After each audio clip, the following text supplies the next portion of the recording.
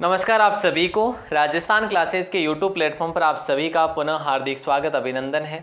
तो आइए दोस्तों, नया राजस्थान कला संस्कृति पढ़ेंगे। नए 50 जिलों पर आधारित हम लोग अब आज से ही शुरू करने जा रहे हैं मॉडल पेपर्स, जो आपके Patwar exam, REET exam, LDC exam, CET exam, आपका चाहे कोई भी एग्ज़ाम हो, सभी एग्ज़ाम के लिए राजस्थान जीके की ये नवीनतम क्लास, नवीनतम राजस्थान की नवीनतम क्लास जो है आपके लिए लाभदायक रामबाण साबित होगी हर क्लास। दोस्तों, अब एग्ज़ाम में प्रश्न जो है ना किस प्रकार के पूछे जाएंगे और हर क्लास में अपन जो नया जीके बन रहा है वो भी अपन कवर करते चलेंगे, ताकि आपका जो है जीके मजबूत हो, बेहतर हो और कोई भी एग्ज़ाम हो तो एग्ज़ाम में आप पीछे ना रहें, है ना। और शुरू करें आज की क्लास, लेकिन उससे पहले एक मोटिवेशन कोट के साथ में। एक सपना जादू से हकीकत नहीं बन सकता, एक सपना जादू से हकीकत नहीं बन सकता, इसमें पसीना, दर्द, संकल्प और कड़ी मेहनत लगती है। पसीने की स्याही से जो लिखते हैं इरादों को, पसीने की स्याही से जो लिखते हैं इरादों को, उसके मुकद्दर के सफ़ेद पन्ने कभी कोरे नहीं होते, उसके मुकद्दर के सफ़ेद पन्ने कभी कोरे नहीं होते। चलिए दोस्तों, आज की क्लास को शुरू करें, लेकिन उससे पहले एक बार फिर से थोड़ी सी जानकारी है जो कि थोड़ा देना चाहूँ मैं, कि गूगल माते आपने देख सको आप कि कर राजस्थान क्लासेस टाइप करो लानी तो आपने वेबसाइट मिल जावेला गूगल माते, ठीक है, समझ रही हो हमारी बात ने। और गूगल प्ले स्टोर माते आपने राजस्थान 360 नामो एप्लीकेशन मिल जावेला, अपनो ऐप मिल जावेला, ठीक है। तो अभी देख सको आप। और व्हाट्सएप ग्रुप में ज्वाइन होना चाहो नहीं तो आप इन नंबरों मात मैसेज कर देजो और नाम और जिलो लिखकर मैसेज कर सो, ताकि आपने मैं ग्रुप में जोड़ दूं और थे थोड़ी पढ़ाई भी बढ़िया कर सको, बढ़िया तरीके हो, ठीक है। चलो जने अपनी आज री क्लास शुरू करो। पहलो सवाल आप री स्क्रीन माते है मोबाइल री। देखो, बेणेश्वर धाम किन 3 नदियों के संगम पर बना हुआ है। देखिए दोस्तों, वैसे तो आप सभी को ये पता है ना, कि भाई जो बेणेश्वर धाम है ये कहाँ पर स्थित है। तो बेणेश्वर धाम कहाँ पे, सोम, माही और जाकम, इन तीनों के संगम पर स्थित है।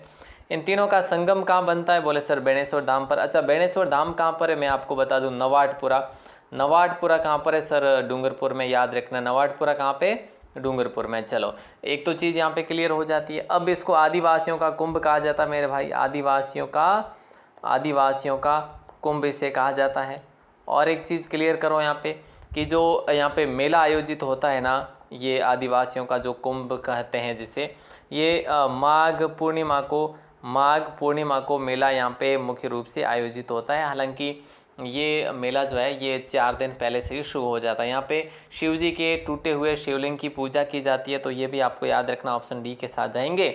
और अगला सवाल है, रामनाथ, तुलसीदास, सवाई राम और लाडली दास किस चित्रकला शैली से संबंध रखते थे। तो याद रखना दोस्तों, किशनगढ़ चित्रकला शैली की बात करें, ये एक नारी सौंदर्य पर आधारित चित्रकला शैली है। और जिस प्रकार से बूंदी चित्रकला शैली है ना पशु पक्षियों के लिए महत्वपूर्ण, उसी प्रकार ये नारी सौंदर्य के लिए जानी जाती किशनगढ़ बनी ठनी इसी की चित्रकला है। याद रखना दोस्तों, ऑप्शन ए आपका लॉक होगा। और एक चीज़ नोट जरूर कर लेना यहाँ से, किशनगढ़ शैली के जो प्रसिद्ध कलाकार हैं ना, ये सारे के सारे कलाकार इसी पृष्ठ में आप देख पा रहे हैं, तो इसको आप नोट करो या जैसे भी आपको जो ठीक लगे, लेकिन ज़रूर करना दोस्तों, यहाँ से ये महत्वपूर्ण सवाल भी बन जाता है ना। हाँ, चलिए नेक्स्ट सवाल की बात करें। नेक्स्ट सवाल आपकी स्क्रीन पर है कि शारबाग की छतरियाँ किस शासकों से संबंधित है। देखिए, आपको पता होना चाहिए शारबाग की छतरियाँ है कहाँ पे, है ना। ये अगर पता है तो फिर आप इसका आंसर बता भी पाएंगे। शारबाग की छतरियाँ आपको मैं बता दूं कोटा में स्थित है। और ये यहाँ पर जो छतरियाँ है ना, ये शाही छतरियाँ कह लीजिए आप, शाही छतरियाँ कह लीजिएगा। और किस शासकों से संबंधित है, तो हाड़ा चौहानों से संबंधित है, जो कोटा और बूंदी में रहा करते थे। तो ऑप्शन ए आप सभी का करेक्ट और लॉक भी होगा। और बढ़ते हैं नेक्स्ट सवाल की तरफ। और नेक्स्ट सवाल आपकी स्क्रीन पर है, क्या पूछा जा रहा है देखो, सिंगी और टोटा लोकवाद्य किस परंपरा से संबंध रखते हैं, बताओ। देखो, तो यहाँ पे आपका सही जवाब होगा सुशीर वाद्य, और जैसे आप कह सकते हैं कि फूंक देकर बजाए जाने वाले वाद्य यंत्र है, फूंक देकर बजाए जाने वाले वाद्य यंत्र होते हैं, जैसे सुशीर वाद्य यंत्र कहते हैं, या फिर मुंह से बजाए जाने वाले वाद्य यंत्र, ठीक है, तो आपका ऑप्शन ए जो है ना ये बिल्कुल भी सही आंसर हो जाएगा। और नेक्स्ट सवाल की बात करते हैं। नेक्स्ट सवाल है बी जो है सही आंसर होगा अपना। तत्ववादी किसे कहते हैं? तत्ववादी जहाँ पर तारों से ध्वनि उत्पन्न होती है। ठीक है, चलिए, मेवाड़ में रागमाला, रसिक प्रिया, गीत गोविंद जैसे विषयों पर लघु चित्र शैली किस शासकों के काल में चरम सीमा पर पहुंची थी? ये आपको बताना है। बताइए दोस्तों, देखो, रागमाला, रसिक प्रिया, गीत गोविंद जैसे विषयों पर लघु चित्र शैली किस शासक के काल में चरम सीमा पर पहुंची थी? तो महाराणा जगत सिंह के समय। और महाराणा जगत सिंह के कार्यकाल की बात करें 1652 तक रहा था। और यहाँ पे आपने ऑप्शन, और 1652 से कौन बन गए थे फिर? बोले सर फिर तो राज सिंह आ गए थे। बहुत बढ़िया, ये भी आपको याद रखना है। लेकिन यहाँ पे ऑप्शन डी आपका लॉक होगा। ध्यान रखना है, राज सिंह का संबंध कौन सी शैली से है? तो उनका संबंध नाथ द्वारा चित्रकला शैली से है। ये भी याद रख लेना है आपको। ओके सर, याद रखेंगे, बहुत बढ़िया। नेक्स्ट सवाल है, इनमें से असुमेलित क्या है? देखो, बीबी जरीना का मकबरा जो है ना धौलपुर है। ठीक है, पीर सदरुद्दीन की दरगाह जो है पाली, ये गलत बात है दोस्तों, है ना, ये बिल्कुल यहाँ पे गलत है क्योंकि ये सवाई माधोपुर में है। कहाँ पे है? सवाई माधोपुर में। जामा मस्जिद की बात करें तो 12 है। मर्दान शाह पीर की दरगाह की बात करें, ये करौली में है, कोई शक नहीं। ठीक है, तो यहाँ पे ऑप्शन बी आपका सही आंसर होगा। असुमेलित है, कौन सा है? तो असुमेलित ऑप्शन बी था। नेक्स्ट सवाल की तरफ बढ़ते हैं। नर्तन निर्णय जैसे प्रसिद्ध संगीत ग्रंथों के रचयिता कौन थे? बताइए, नर्तन निर्णय जैसे प्रसिद्ध संगीत ग्रंथों के रचयिता कौन थे? तो पुंडरीक विठल थे दोस्तों। कौन थे? पुंडरीक विठल थे। और हम बात करें ऐसे भी कि भाई इनके अन्य जो संगीत है वो कौन कौन से संगीत ग्रंथों की बात करते हैं, वैसे इनके संगीत ग्रंथ ये अन्य, जैसे ब्रज कला निधि आप नोट करिएगा दोस्तों। ब्रज कला निधि, राग चंद्रसेन, है ना, मैं सही से अगर नहीं लिख पाऊँ तो आप लोग ध्यान जरूर देना। राग चंद्रसेन, है ना, राग चंद्रोदय, एक और लिख दीजिएगा राग मंजरी। अच्छा, इनकी बात करें, इन्होंने किसका संरक्षण प्राप्त कर रखा था? नर्तन निर्णय के जो प्रसिद्ध रचयिता थे वो थे पुंडरीक विठल। इन्होंने संरक्षण प्राप्त कर रखा था मानसिंह का। कछवा राजा थे जयपुर के, मानसिंह आमेर के थे। आप सभी को याद होना चाहिए। और नेक्स्ट सवाल आपकी स्क्रीन पर है। चलिए, नेक्स्ट सवाल है, ताबीज़ स्त्री के किस अंग का आभूषण है? देखिए, ताबीज़ जो है ना ये स्त्री के किस अंग का आभूषण है? तो इसका आंसर क्या होगा? भुजाएं होगा, ललाट होगा, या गला होगा, या फिर कलाई होगा? तो बताइए सही आंसर, जल्दी से आंसर देना है आपको और फिर आगे बढ़ लेना है। बहुत बढ़िया, जिन्होंने भी गला आंसर दिया है बिल्कुल सही आंसर है। देखिए, गले के और भी मैं आभूषण लिख रहा हूँ, जैसे मोहरमाल है ना, मोहरमाल है। बोले सर ठीक है। सीतारामी है, बिल्कुल सर, सीतारामी भी है। और जैसे देखो जुगावती भी है ना, जुगावती है, हाकर भी है, और हंसती भी है, या हंसली भी है। ठीक है, कालरो जैसे, और भी साथ साथ में अगर बात करें जैसे तिमणिया है, मंगलसूत्र है ना, मादलिया है। इस प्रकार के जो आभूषण है वो गले के आभूषण होते हैं। नेक्स्ट सवाल आपकी स्क्रीन पर। देखिए, जसनाती संप्रदाय की उत्पत्ति राजस्थान के किस रियासत या राज्य से हुई? जसनाती संप्रदाय की उत्पत्ति जो है, देखिए वैसे आप सबको ये पता होना चाहिए जसनाती संप्रदाय, हाँ, उत्पत्ति कहाँ से? बोले सर बीकानेर में भी कहाँ पे? कतरियासर से। चलो बहुत बढ़िया, कतरियासर। अच्छा, यहाँ पे मैं आपसे एक और सवाल कर लूँ कि भाई जो जसनाती संप्रदाय है इन्होंने अपने अनुयायियों को कितने नियमों के बारे में बताया? अनुयायियों को कितने नियमों के बारे में बताया? तो ये भी आपको याद रखना है कि 36 नियमों के बारे में बताया जसनाती संप्रदाय ने। ठीक है, ये भी आपको याद रखना साथ साथ में। और नेक्स्ट सवाल आपकी स्क्रीन पर, कांटल का ताजमहल किसे कहा जाता है? बताइए, कांटल का ताजमहल जो है ना ये किसे कहा जाता है? ये आपको बताना है। बेहतरीन सवाल है। ऑप्शन ए को लॉक करेंगे, काकाजी पीर की दरगाह।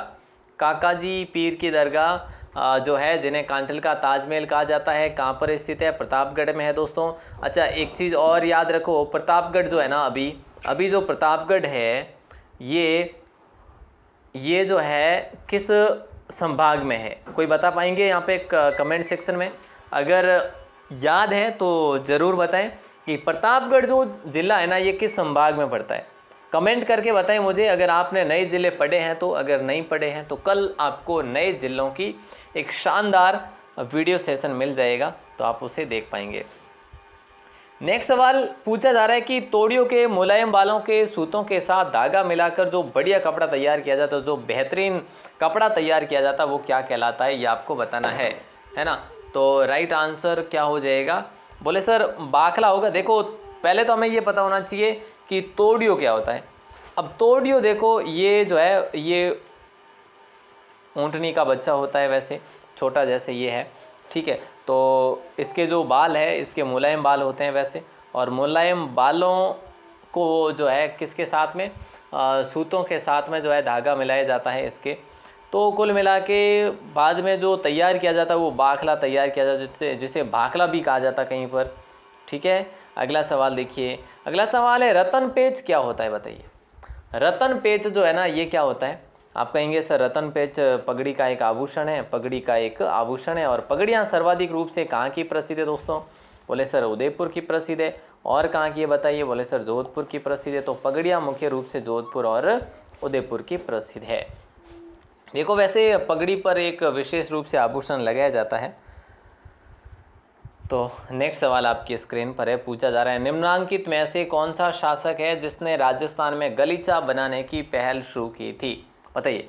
निम्नलिखित में से वो कौन से शासक जिन्होंने राजस्थान में गलीचा सबसे पहले बनाने की पहल शुरू करी, तो मानसिंह ने, मानसिंह आमेर के थे, कछवा शासक थे। वही मानसिंह जो हल्दीघाटी युद्ध में सेनापति थे अकबर की तरफ से, अकबर की सेना के सेनापति थे, आपको याद होगा। देखो साहब अपन बात करते हैं अपने मुद्दे की। राजस्थान में जो गलीचे का कार्य है ना आज के दिन में कहाँ कहाँ पर मुख्य रूप से विस्तृत है, तो याद रखना मुख्य रूप से जयपुर में शुरू हुआ था, उसके बाद बीकानेर तक भी चला, ठीक है। क्योंकि देखो ये ना हम बात करें तो कनेक्ट थे, जैसे ये आमेर का कछवा वंश और बीकानेर का जो शासक था, है ना, शासक थे ये। तो यहाँ पे हम बात करें तो यहाँ पे ये याद रखना है जयपुर, बीकानेर, जैसे झुंझुनू, कोटा, जोधपुर, है ना, ये आपको याद रखना है। चलिए नेक्स्ट सवाल देखते हैं। अगला सवाल है कि भाई कौन सा कूट सुमेलित नहीं है सॉरी, देखो कौन सा जो कूट है नहीं वो सुमेलित है को नहीं। देखो हस्तकला दियोड़ी है हमें जो स्थान दियोड़ो है, तो अटे हमको देखो नहीं तो कहीं है कि मामाजीरा घोड़ा जका यानी वाकई में बसंतगढ़ प्रसिद्ध है, पॉपुलर है कि नहीं है। दाबू प्रिंट जो है, दाबू प्रिंट आकोलार पॉपुलर है कि नहीं है, बिल्कुल साहब दाबू प्रिंट आकोलार पॉपुलर है, चित्तौड़गढ़ में है, कोई दिक्कत है को नहीं। लाख रो कॉम यानी जको लक्ष्मणगढ़ पॉपुलर, बिल्कुल लक्ष्मणगढ़ सीकर में। नमदेरो जो काम है नहीं और टोंक में है, बिल्कुल पॉपुलर है। तो अटे अपने बात करो तो मामाजीरा घोड़ा जका है नहीं, ए मामाजीरा घोड़ा ए बसंतगढ़ पॉपुलर नहीं और ए जालोर पॉपुलर है, ठीक है। जालोर कट है साहब, जालोर देखो जालोर की जो आहोर तहसील है ना, जालोर की जो आहोर तहसील है, आहोर तहसील के मामा जी के घोड़े पॉपुलर है। ये हरजी गांव की मिट्टी से बने हुए होते हैं, अनूठी एक प्रकार की परंपरा है जो ये घोड़े हैं ये आप देख पा रहे हैं, ठीक है। चलिए बहुत बढ़िया, नेक्स्ट सवाल की बात करते हैं। नेक्स्ट सवाल आपसे पूछा जा रहा है तारकशी के आभूषण के लिए राजस्थान का कौन सा स्थान प्रसिद्ध है, बताइए। तारकशी के आभूषण के लिए राजस्थान का कौन सा स्थान प्रसिद्ध है, तो देखिए दोस्तों यहाँ पे नाथ द्वारा हो जाएगा आपका राइट आंसर, है ना। और नाथ द्वारा की बात करें, नाथ द्वारा आपके कहाँ पर पड़ता है, राजसमंद में पड़ता है, ठीक है, ओके। और देखो वैसे आपको ये पता होना चाहिए कि ये तारकशी क्या है। तो देखो साहब तारकशी चांदी के पतले तारों से जो आभूषण बनाने की कला होती है उसे ही तारकशी कहा जाता है। जैसे मैंने आपको बताया कि चांदी के पतले तारों से जो आभूषण बनाए जाते हैं उसी को ही तारकशी कहा जाता है। और तारकशी का जो मुख्य केंद्र है एक तो नाथ द्वारा है, एक जयपुर है, तो दोनों को याद रखेंगे। ऑल राजस्थान में एक जयपुर और एक नाथ द्वारा, दो ही ऐसे जो केंद्र है, ठीक है, ओके सर याद रखेंगे। हाँ याद तो राखना इस पड़ जी साहब, यानी याद नहीं राखो जने तो अपना काम बिगड़ जाए, जे तो याद रखोला उतो ही जाए जो फायदो रहेला। अगलो सवाल आप स्क्रीन में आते हैं। देखो अगला सवाल है कि राजस्थान के कोटा और बारां जिले में बनाई जाने वाली चूंदड़ी का कार्य किस प्रकार का होता है। या फिर देखो राजस्थान के कोटा और बारां जिले में बनाई जाने वाली चूंदड़ी का कार्य, या फिर यूँ कह लीजिएगा कि रंग चढ़ाते हैं इस पर, मतलब रंगों को मिलाने की कला जो है ये है ना। और ये एक सुंदर पैटर्न भी बनता है, सभी पूरे कंप्लीट कलर को मिलाते हैं तो टाई और डाई कहा जाता है इसको।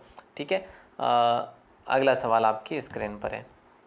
बंदेज का कार्य वैसे कुल मिला के अगर देखा जाए तो ये इसी प्रकार का है कार्य।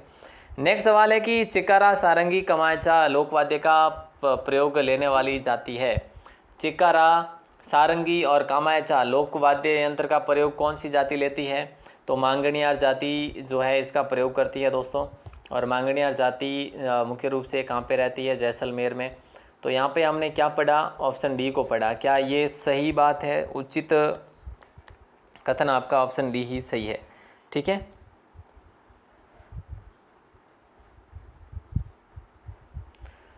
चलो साहब, नेक्स्ट सवाल है, विष्णुई संप्रदाय के प्रवर्तक गुरु जाम्बेश्वर जी से संबंधित मुख्य स्थान कौन सा है? इनमें से कौन सा स्थान जो है जाम्बेश्वर जी से संबंधित है? तो यहाँ पे बताइए, जल्दी से बताइए राइट आंसर क्या होगा।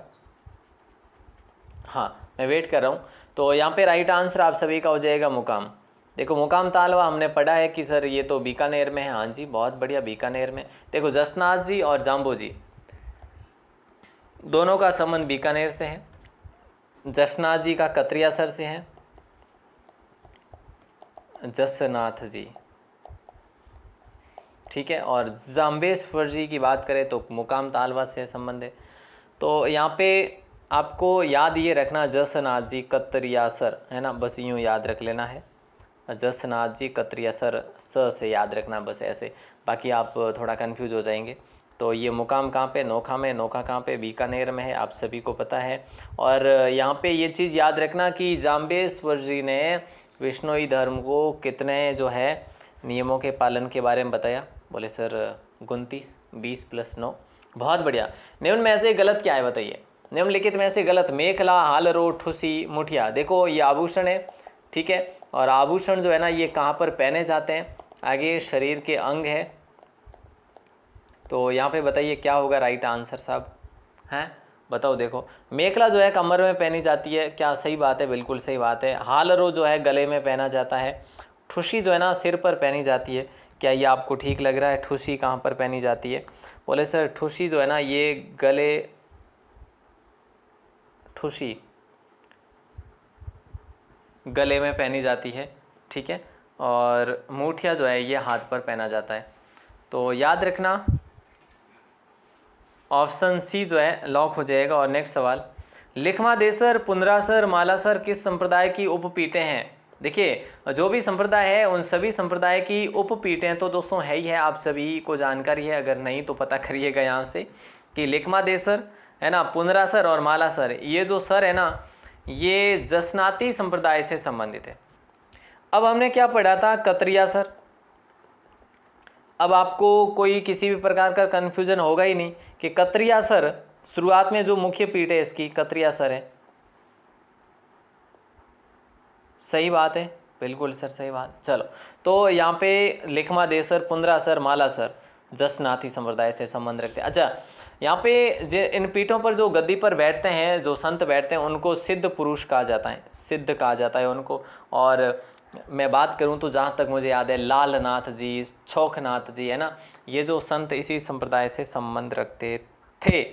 नेक्स्ट सवाल आपकी स्क्रीन पर है कि राजस्थान के वे संत कौन है जो राजस्थान छोड़कर बनारस गए और रामानंद जी के शिष्य बन गए थे? तो वो संत है आपके धन्ना जी। और धन्ना जी की बात करें जिनका जन्म जो है कहाँ पे हुआ था? धुवन गांव में हुआ था। और धुवन गांव आपके टोंक जिले में है दोस्तों। और जाट परिवार में इनका जन्म हुआ था। किस परिवार में? जाट परिवार। तो ये भी आप याद रखेंगे तभी काम बन पाएगा। रामानंद जी के शिष्य बन गए थे। ठीक है, ओके सर, याद रखेंगे। हाँ जी, याद ही रखना है, याद ही तो रखना है। नेक्स्ट सवाल की तरफ बढ़ेंगे हम लोग। और नेक्स्ट सवाल आपकी स्क्रीन पर और कह रहा है कि श्री रामचरण प्राच्य विद्यापीठ और संग्रहालय कहाँ पर अवस्थित है? श्री रामचरण प्राच्य विद्यापीठ एवं संग्रहालय कहाँ पर अवस्थित है? ऑप्शन ए जयपुर में है, स्थापना 1960 में हुई थी। और क्या बताए बताओ, है ना, दो चीज़ें याद रखनी है। श्री रामचरण प्राच्य विद्यापीठ जो है ना ये आपके जयपुर में 1960 में इसकी स्थापना हो जाती है। हाँ, किस महाराजा के दरबार में 22 कवि, 22 ज्योतिषी, 22 संगीतज्ञ और 22 विषय विशेषज्ञ के रूप में गंधर्व बाईसी विद्यमान थी? इन सभी को मिलाकर एक नाम दिया गया था गंधर्व बाईसी, गंधर्व बाईसी, या फिर गुणीजन खाना कह लीजिए आप, गुणीजन खाना कह लीजिए। तो यहाँ पे राइट आंसर 22 कलाकार भी हुआ करते थे संगीत के, 22 ही कवि थे, 22 ज्योतिषी थे, 22 ही विशेषज्ञ थे। तो ये जयसिंह के समय था या प्रताप सिंह के? महाराजा प्रताप सिंह के समय था। ऑप्शन ए आपका लॉक हो जाएगा। और प्रताप सिंह ने ही हवा महल का निर्माण करवाया था, आपको याद हो तो 1799 में, है ना? हाँ सर पता है हमें तो, क्योंकि हम तो साथ ही थे ना जैसे सर। अरे याद रखने रही क्यों, मैं यूँ करने कहे तो होने के हाथ देता थे, यूँ मैं नहीं कह सकूँ, है नहीं, और हो भी सको, लेकिन अपने मैं आ बात नहीं करूँ। ठीक है साहब, आगे हालो आ जाओ। निम्न में से किस नृत्य के साथ झांझ नामक वाद्य यंत्र का प्रयोग किया जाता है? बताइए। निम्न में से किस नृत्य के साथ झांझ नामक वाद्य यंत्र का प्रयोग किया जाता है? तो राइट आंसर आप सभी का होगा कच्ची घोड़ी। कच्ची घोड़ी को लॉक करेंगे, कच्ची घोड़ी को लॉक करेंगे, ऑप्शन ए। अच्छा, कच्ची घोड़ी की बात करें, ये भी पैटर्न बनाने की कला के लिए मशहूर है, और ये नृत्य जो है ना केवल पुरुषों द्वारा किया जाता है, ठीक है, और सरगड़ा जाति के द्वारा या फिर इससे संबंध रखती है। ये पैटर्न बनाने की कला के लिए प्रसिद्ध है। अब बताओ, अब हमने क्या पढ़ा कि ये नृत्य जो है ना कहाँ का प्रसिद्ध है? शेखावाटी का, यही पढ़ोगे। अब एक बात बताओ, शेखावाटी में पहले आपके कितने जिले आया करते थे? 3, झुंझुनू, सीकर, चुरू। लेकिन अब एक और ऐड हो चुका है, झुंझुनू, सीकर, चुरू, और सीकर से, झुंझुनू से जो अलग होकर एक नीम का थाना बना है, ठीक है। तो ये भी आपको याद रखना है। और नेक्स्ट सवाल आपकी स्क्रीन पर है, पूछा जा रहा है कि कौन सा मंदिर खजुराहो के समान काम क्रीड़ाओं के चित्रण के कारण राजस्थान का खजुराहो कहलाता है? वैसे प्रॉपर जो खजुराहो है, जो वास्तव में जो खजुराहो है कि नहीं सर? है बिल्कुल। वो कहाँ पे है? मध्य प्रदेश में, ठीक है। वो भी, वहाँ पर भी मंदिर है जो काम क्रीड़ाओं के चित्रण के लिए बड़ा पॉपुलर है वो भी। तो यहाँ पे राजस्थान में ऐसा कहाँ पे है? देखो राजस्थान में बहुत जगह, जैसे विंड देवरा में है, ठीक है, तो इसे मिनी खजुराहो कहा जाता है। तो अपने ये अभी ये देखना है कि कौन सा सही है। ऑप्शन ए आपका सही आंसर हो जाएगा, है ना? तो क्या होगा राइट आंसर बताइए। बोले सर अभी तो बताया है, किराड़ू मंदिर बाड़मेर हो जाएगा, और इसे किरातकूप के नाम से भी जाना जाता है। और यहाँ की जो शिल्प और मूर्ति कला को देखकर हम कह सकते हैं कि ये मूर्तियों का खजाना ही है, ठीक है। तो नेक्स्ट सवाल की तरफ बढ़ते हैं, और नेक्स्ट सवाल कह रहा है कि तिलका क्या है? बताइए। देखिए दोस्तों, तिलका क्या है बताइए।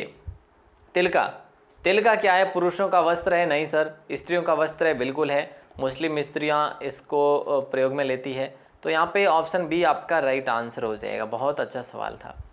नेक्स्ट सवाल है, ऊंट के आभूषण कौन से? इनमें से ऊंट के आभूषण आपसे पूछा जा रहा है। तो मोर का पछड़ी ऊंट का आभूषण है, सिंधाड़ा, चेवती, मेलखुरी भी है, नेवाट, सरिया भी है। तो कोई शक नहीं कि ऑप्शन डी को लॉक करें हम। ऑप्शन डी आप सभी का सही आंसर हो जाएगा। और एक सवाल जिसका आंसर आपको देना है बाहर आके कमेंट सेक्शन में दोस्तों, कि किराड़ू का जो सोमेश्वर मंदिर है ना, वो कौन सी शैली में बना हुआ है?